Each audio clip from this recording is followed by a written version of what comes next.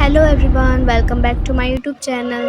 तो आज मैं आप लोगों के लिए एक ऐसी हॉरर स्टोरी लेके आई हूँ जिसमें एक लड़की होती है। वो अपना डेली लाइफ रूटीन में वर्क कर रही होती है अपना ऑफिस में, लेकिन बस एक लेट नाइट वॉक ने उसके लाइफ में एक ट्रॉमा छोड़ दिया। So without wasting a time, चलिए मैं आप लोगों को ये हॉरर स्टोरी सुनाती हूँ। तो इसमें एक लड़की होती है जिसका नाम होता है रितिका। वो अपना डेली लाइफ रूटीन फॉलो कर रही होती है क्योंकि वो अपने ऑफिस जाती है, काम करती है सुबह से शाम तक और फिर अपने घर वापस लौट आती है। ऐसे ही एक दिन वो सुबह जल्दी उठ के ऑफिस चली जाती है, बट उसको ऑफिस में उस दिन कुछ ज़्यादा ही काम होता है। वो सोचती है कि मैं ये सारा काम निपटा के आराम से घर पे जाके सो जाऊँगी, और उसको ये सोचती है मैं घर जाके काम नहीं करूँगी, मैं यहीं रुक के लेट नाइट तक मैं काम करके फिर आराम से घर जाऊँगी। लेट नाइट भी हो जाती है काफ़ी, लगभग 11 बज रहे होते हैं, सारे स्टाफ चले गए होते हैं। और जो सिक्योरिटी होता है वो पूछता है कि क्या मैम आप नहीं जाओगे घर? तो बोलते हैं नहीं आप जाओ, मैं ये बंद कर दूँगी और मुझे यहीं पे काम करना है रुक के। तो बोलते ओके मैम। वो चले जाता है और वो अपना काम कर रही होती है। कॉन्टिन्यूसली वो बिना रुके कर ही जा रही होती है अपना काम। अब रात के लगभग 2 ढाई बज रहे होंगे, बहुत रात हो जाती है। उसने अपना काम कंप्लीट किया और वो चली गई ऑफिस से बाहर। अब वो जा रही है। अब रात इतनी थी कि वहाँ पे ना कोई ऑटो ना कोई कार, कुछ नहीं दिख रहा था। तो उसे ऑब्वियस सी बात है कि उसे लिफ्ट भी नहीं मिल सकती है एंड ना ही वो बुक कर सकती है कैब वैब। तो उसने सोचा कोई नहीं, थोड़ी दूर पे मेरा पीजी है तो मैं पैदल ही चली जाऊँगी। वो पैदल ही जाने का डिसाइड करती है। वो चल रही होती है, चल रही होती है, चल रही होती है। उसे लगता है कि पीछे से कोई शैडो, मतलब ऐसा, उसे अब हैलुसिनेशन होती है या क्या होती है उसे खुद भी नहीं पता कि वो क्या है। उसे लगता है कोई शैडो उसका पीछा कर रहा है, कोई ब्लैक शैडो। वो चल रही होती है चुपचाप, बट वो ऐसा लगता है वो शैडो बड़ा होता जा रहा है उसका पीछा। अब वो दौड़ कर रहा है। फिर वो बहुत डर जाती है। वो पीछे मुड़ के अचानक से देखती है कि पीछे कोई नहीं है। फिर वो बहुत ज़्यादा डर जाती है और वो भागने लगती है। भाग भाग के वो बहुत थक जाती है और फिर अपने पीजी में ही आके वो सांस लेती है। पीजी में वो पहुंच जाती है। फिर उसके बाद वो इतनी थक गई होती है उस वक्त कि वो बस बिना कुछ सोचे सो जाती है, क्योंकि उसे लगता है वो इसका हेलुसिनेशन है। क्योंकि 2 ढाई बजे तक कॉन्टिन्यूसली काम करना बिना आराम लिए, फिर वो यही सोचते हैं कि हेलुसिनेशन ही है ये और कुछ नहीं है। और वो कुछ नहीं सोचती है, बस सो जाती है क्योंकि वो काफ़ी थक भी गई होती है। वो भी पैदल आती है बिना ऑटो और बिना किसी लिफ्ट लिए। फिर सुबह होती है। वो सुबह जब उठती है अपने बेड से तो उसे ऐसा लगता है कि वो बहुत थकी हुई है, वो उठ नहीं पा रही है बिल्कुल अपने बेड से। वो उठने का बहुत ट्राई करती है लेकिन फिर भी वो उठ नहीं पा रही होती है। ऐसा लगता है उसकी सारी एनर्जी बॉडी की किसी ने ड्रेन कर ली हो। अब वो बिल्कुल भी उठ नहीं पा रही होती है। फिर वो सोचती है मैं इतना कैसे थक गई एक रात में ही कि मुझे बिल्कुल ऐसा लग रहा है कि अब मैं बिल्कुल उठ ही नहीं सकती।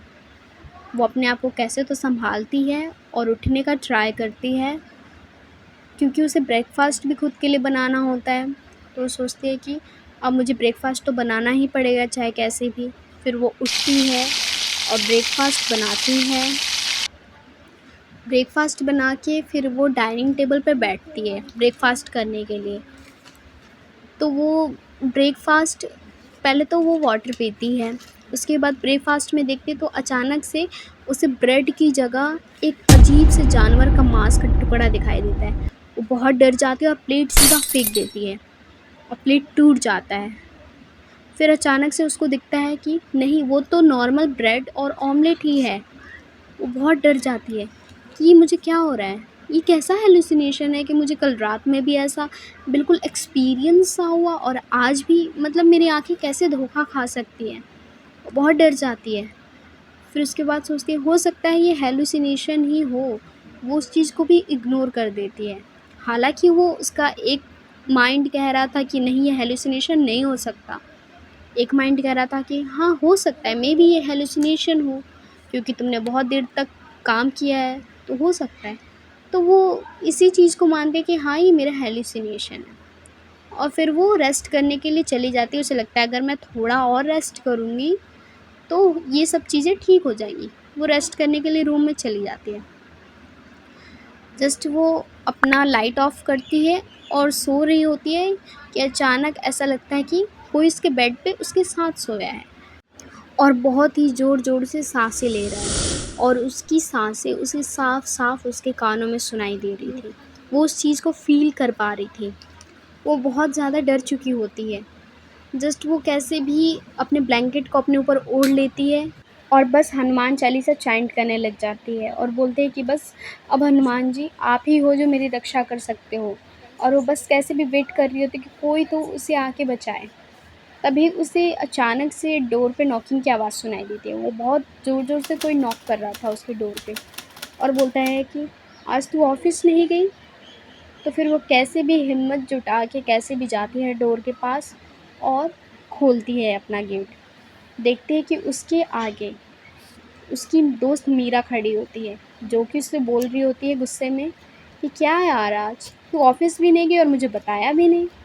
और मैं उस वक्त से टेंशन में हूँ कि तू ऑफिस भी नहीं आई, क्या कर रही है तू, कम से कम बताना तो चाहिए था। बट मीरा उसी वक्त नोटिस करती है कि रितिका एकदम डरी हुई है और वो बिल्कुल कुछ बोलने की पोजीशन में नहीं है और उसकी सांसें ऊपर नीचे हो रही है और पसीने पे पसीने आए जा रहे हैं उसे। मीरा भी थोड़ी घबरा जाती है उसे देख के, क्योंकि ये सिचुएशन में रितिका कैसे हो सकती है। वो उसे बोलती है रितिका तेरे साथ कुछ हुआ है क्या, तू मुझे बता दे अगर कुछ हुआ है तो, क्योंकि तू इतनी डरी हुई, मैंने तेरे को आज तक ऐसा कभी नहीं देखा है इस सिचुएशन में, क्या हुआ है। फिर वो कुछ नहीं बोल पाती है रितिका, उसकी वॉइस चॉक्ड हो चुकी होती है उसके गले में। वो कैसे भी मीरा रितिका को लेके अपने पीजी में जाती है, उसे बिठाती है, पानी पिलाती है, बोलती है थोड़ी लंबी लंबी सांसें ले और रिलैक्स कर, बस जस्ट रिलैक्स। वो फिर थोड़ा रिलैक्स होती है रितिका। फिर उसके बाद वो बताना चालू करती है कि उसके साथ क्या हो रहा है आजकल। तो वो मीरा बोलती है कि यार मुझे पता है तूने लेट नाइट तक वर्क किया है और 2:30 बजे तक कॉन्टिन्यूसली वर्क करना ये कोई आम बात नहीं है बिना रेस्ट किए हुए।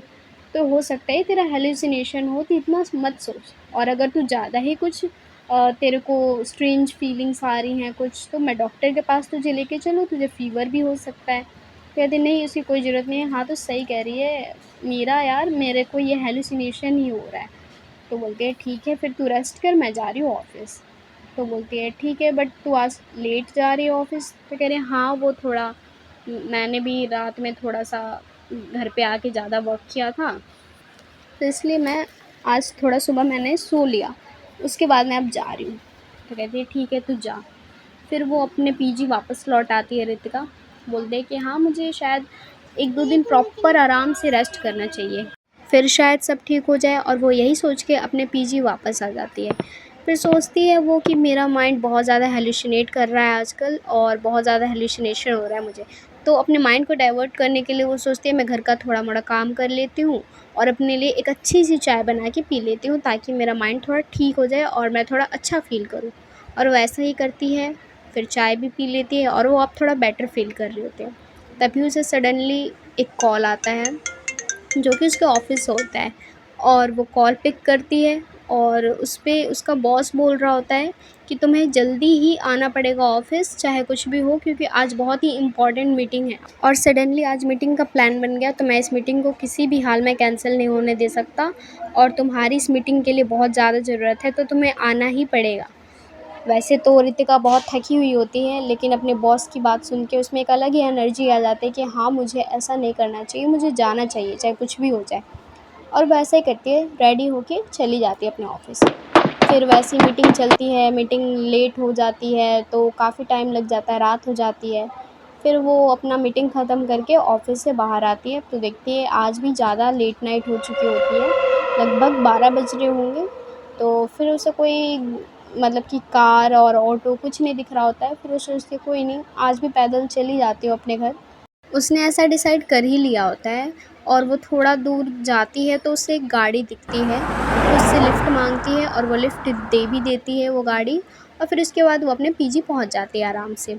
फिर वो बिना कुछ किए सो जाती है और लगभग रात के उसके 3 बज रहे होंगे कि उसकी नींद खुलती है। और फिर वो बहुत सोने का ट्राई करती है कि इतनी रात को नींद खुली है, मुझे सोना चाहिए ताकि फिर से मुझे हैलुसिनेशन ना हो। सोने का ट्राई करती है लेकिन वो सो ही नहीं पा रही होती है, उसे नींद ही नहीं आ रही होती है। फिर वो सोचती है कोई नहीं, थोड़ा फेस वॉश कर लेती हूँ, फिर थोड़ा टहलूँगी रूम में ही तो थोड़ा नींद आ जाए। तो फिर वो जाती है वॉशरूम में, फेस वॉश करती है और फेस वॉश करने के बाद फिर वो टॉवल लेती है और अपने फेस को क्लीन कर रही होती है कि तभी उसे शीशे में उसके चेहरे की जगह किसी और का चेहरा उसे दिखाई देता है, जो कि बहुत ही ज़्यादा भयानक और डरावना लग रहा होता है। वो एक लड़की होती है जिसकी आँखें बहुत बड़ी बाहर निकली हुई होती हैं और आँखों से ब्लड निकल रहा होता है रेड कलर का, और वो उसकी मुँह ऐसा लग रहा था जैसे पूरा फट चुका है उसका मुँह, मुँह से भी ब्लड निकल रहा होता है और वो आ करके बहुत तेज़ चिल्ला रही होती है उसके आगे और बहुत डरावनी सी वो शक्ल उसके आगे दिख रही थी। और वो उसी वक़्त इतना डर जाती है कि वो वहाँ से बस कैसे भी भागने की कोशिश करती है और वो अपने रूम में पहुँचती है और बस बेड के नीचे छुप जाती है, ताकि वो कोई भी, चाहे वो स्पिरिट हो, कैसी भी शक्ति हो, वो उसे टच ना कर पाए, चाहे उसे हार्म ना कर पाए। और वो बस हनुमान चालीसा चैंट करने लगती है और बस भगवान से प्रे कर रही होती है कि आप मेरी रक्षा कीजिए भगवान जी। और तभी उसके डोर पे बहुत तेज़-तेज़ नॉकिंग होने लगती है, इतनी तेज़-तेज़ कि ऐसा लग रहा था बस उसका डोर टूट जाएगा। और वो सोच रही थी कि इतने रात में कौन नॉकिंग कर रहा होगा, और उसकी बिल्कुल भी हिम्मत नहीं हो रही होती है कि वो अपना डोर खोले। और वो बस वहीं पे बेड के नीचे ब्लैंकेट ओढ़ के बस भगवान जी का नाम लिए जा रही थी कॉन्टिन्यूअसली। फिर वो भगवान जी का नाम लेते-लेते ही बेहोश हो जाती है और फिर ऐसे ही करके सुबह हो जाती है। उसके पड़ोसी में जो एक लड़की पीजी में रहती थी, वो हमेशा उसे नोटिस करती थी कि वो सुबह ही आके बाहर दूध लेती थी दूध वाले से, और आज वो बिल्कुल भी एक्टिव नहीं थी। आज ना वो दूध लेने आई, ना कुछ, और ऊपर से उसका पीजी भी बंद पड़ा है। वो उसके लिए थोड़ा टेंस्ड फ़ील करती है कि फिर वो जाती है उसके पीजी में, डोर खटखटाती है काफ़ी देर तक बट वो नहीं उठती है। उधर से कोई रिस्पॉन्स नहीं आ रहा होता है, तब वो बहुत डर जाती है। फिर वो उसकी दोस्त मीरा को कॉल करती है और मीरा आती है वहाँ पे। मीरा के पास उसकी पीजी की दूसरी चाबी होती है। वो उस चाबी से पीजी को खोलती है और फिर वो अंदर एंटर करते हैं दोनों। देखते हैं कि रितिका बेहोश पड़ी है और वो काफ़ी ज़्यादा, उसको फ़ीवर भी है। बस मीरा तुरंत उसको लेके डॉक्टर के पास जाती है। डॉक्टर उसका फ़ीवर चेक करते हैं, फिर उसको मेडिसिन्स दे देते हैं।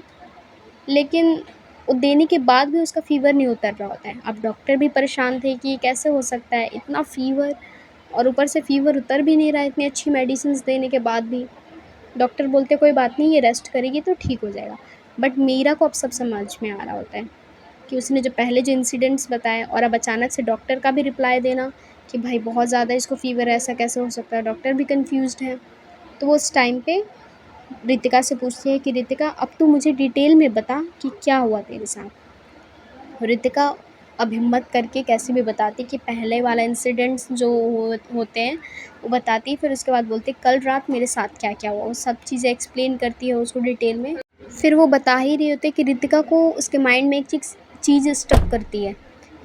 फिर वो बताती है अपनी दोस्त मीरा को कि मुझे एक चीज़ याद आया, जब बहुत रात हो चुकी होती है, मैं आ रही होती हूँ पैदल, तो अचानक से मुझे एक बगीचा दिखता है, बहुत सुंदर सा, फूल इस पे बहुत सुंदर खिले हुए थे और तितलियाँ उड़ रही थी, बहुत सुंदर लग रहा था वो।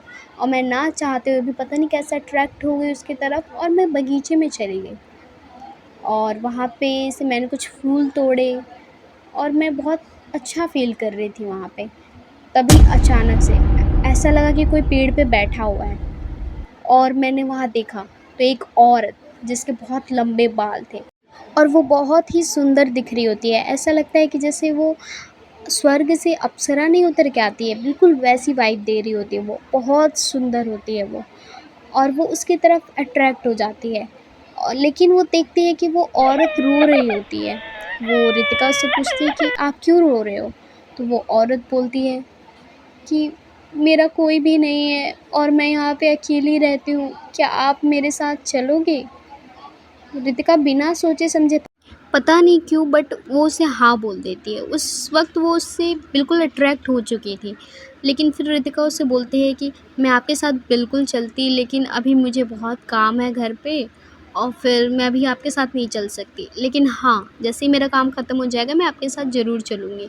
फिर वो वहाँ से चली जाती है। लेकिन अब रितिका की दोस्त मीरा को सब समझ में आ चुका होता है कि वो औरत जिसे वो सुंदर अप्सरा समझ रही होती है, वो अप्सरा नहीं, एक्चुअल में वो एक स्पिरिट होती है जिसके डिज़ायर्स पूरे नहीं हुए होते और वो भटक रही होती है उस बगीचे में। और रितिका उसे मिल जाती है। बस उसने उससे उसको एक क्वेश्चन पूछा और उसने रितिका ने हाँ बोल दिया। बस अब वो उसे कैसे भी उसे वहाँ से ले जाना चाहती है अपनी दुनिया में। फिर मीरा बिना टाइम वेस्ट किए रितिका को अपने पेरेंट्स के घर ले जाती है और अपने पेरेंट्स को सब कुछ ए टू जेड डिटेल में बता देती है। उसके पेरेंट्स बिना टाइम वेस्ट किए अपने एक पुजारी जी को बुलाते हैं, जो कि बहुत ही प्रसिद्ध पुजारी जी होते हैं उस गांव के। और वो उन्हें बुलाते हैं और फिर पुजारी जी आते ही बता देते हैं कि इसके साथ क्या हुआ है। इसको किसी आत्मा ने पोजेस्ट कर रखा है और वो इसे कैसे भी लेके जाएगी और बहुत ही पावरफुल है, उसे रोकना भी मुश्किल है। तो सब लोग बहुत रिक्वेस्ट करते हैं पुजारी जी से, पुजारी जी प्लीज़ इसे बचा लीजिए, हमारी बेटी की तरह है। फिर पुजारी जी कहते हैं कि इस चुड़ैल की आत्मा तो मैं निकाल दूंगा, लेकिन ये मुझसे अकेले नहीं निकलेगी। इसके लिए मुझे 7 पुजारियों की और ज़रूरत पड़ेगी और ये कम से कम 7 दिन तक हवन चलेगा, उसके बाद उसकी स्पिरिट निकलेगी इसके शरीर में से। फिर पुजारी जी अपने से बड़े अपने गुरु को बुलाते हैं और फिर गुरु उनके साथ 6 पुजारियों को और लेके आते हैं। फिर ये प्रोसेस शुरू होता है और ये कम से कम 7 दिन तक चलना होता है। लेकिन वो जो स्पिरिट थी वो बहुत ही पावरफुल थी। जब ये लोग रिचुअल्स कर रहे होते हैं, उसको गोले में बिठा देते हैं रितिका को, तो वो जो स्पिरिट होती है वो उस पे काफ़ी ज़्यादा पोजेस्ड उसे कर चुकी होती है और वो अपने आप को चोट पहुंचाने लगती है रितिका अचानक से और रोने लगती है, गिड़गिड़ाने लगती है, कहते मुझे बचाओ मुझे बचाओ, अगर ये तुम ये हवन करोगे तो मैं नहीं बच पाऊँगी, ये मुझे ले जाएगी। लेकिन पुजारी जी बोलते हैं कि किसी को कुछ भी नहीं करना है, कोई इस गोले के अंदर नहीं जाएगा, ना ही उसे टच करेगा। फिर सब ऐसा ही करते हैं, सब बहुत रो रहे होते हैं क्योंकि रितिका ने ऐसी अपनी हालत बना रखी थी कि सबको रोना आ रहा था। लेकिन पुजारी जी के कहने के अनुसार सब वैसा ही करते हैं जैसा पुजारी जी बोलते हैं। फिर उसके बाद कोई भी उसके पास नहीं जाता है। रितिका अपने आप को चोट पहुंचाने लगती है, नाखून से अपने आप को स्क्रैच कर लेती है हर जगह, अपने गालों पे स्क्रैचेस मार लेती है, अपने हाथों पे, और हर जगह से खून निकल रहा होता है उसके। और रितिका बहुत ज़ोर से चिल्लाती है जिससे उसका गला बैठ जाता है और बस अपने आप को हार्म करी जा रही होती है। और वो इनफैक्ट उसकी जो आँखें होती हैं वो ऐसा लग रहा था फट के बाहर ही निकल जाएंगी। लेकिन पुजारी जी बोलते हैं कि कोई इसको कुछ भी नहीं करेगा, जैसा हम करें वो प्रोसीजर पूरा होने दो। और लगभग ये ऐसा ही प्रोसीजर रात तक चलता है। फिर उसके बाद ये प्रोसीजर लगभग 7 दिनों तक चलता है और अब रितिका ठीक हो चुकी है। लेकिन वो काफ़ी ज़्यादा वीक फ़ील करती है और बहुत ज़्यादा वीक हो चुकी होती है, इसलिए उसे इमीडिएटली हॉस्पिटल में भर्ती करवाया जाता है। फिर रितिका वहाँ पे भी काफ़ी दिनों तक एडमिट रहती है, उसका ट्रीटमेंट चलता है और फिर वो अब ठीक हो चुकी होती है। लेकिन ये जो एक्सपीरियंस है, ये जो ट्रॉमा है, इससे वो आज तक उभर नहीं पाई है और वो आज तक वही फ़ील करती है। अगर वो सोती है तो उसे वही सपने आ रहे होते हैं और वो ये जान चुकी है कि एक तो कभी भी वो लेट नाइट तक वर्क नहीं करेगी ऑफ़िस में, चाहे कितना भी इम्पोर्टेंट काम हो। और फिर कोई अगर बगीचा हो या फिर कोई अट्रैक्टिव करने वाली रात में कोई चीज़ें हों, वो उसकी तरफ बिल्कुल भी नहीं जाएगी। और इनफैक्ट उसने तो अपना पीजी भी वहाँ से छोड़ दिया और वो कहीं और शिफ्ट हो गई। और उसने अपनी दोस्त मीरा को बहुत ज़्यादा थैंक यू बोला क्योंकि उसकी वजह से आज वो अपनी लाइफ़ दोबारा जी रही है। और बस ये उसके लिए एक लाइफ़ का उसका एक सबसे बड़ा सबक था जो कि उसने सीख लिया है। एंड आई होप आप लोगों को ये स्टोरी बहुत अच्छी लगी होगी। अगर आप लोगों को ये स्टोरी बहुत अच्छी लगी है तो प्लीज़ मेरे चैनल को सब्सक्राइब कर दीजिए, लाइक कर दीजिए, कमेंट कर दीजिए और ऐसी स्टोरी मैं लाती रहूँगी अपने चैनल पे और आप लोग सुनते रहेंगे। And thank you guys, bye bye, take care.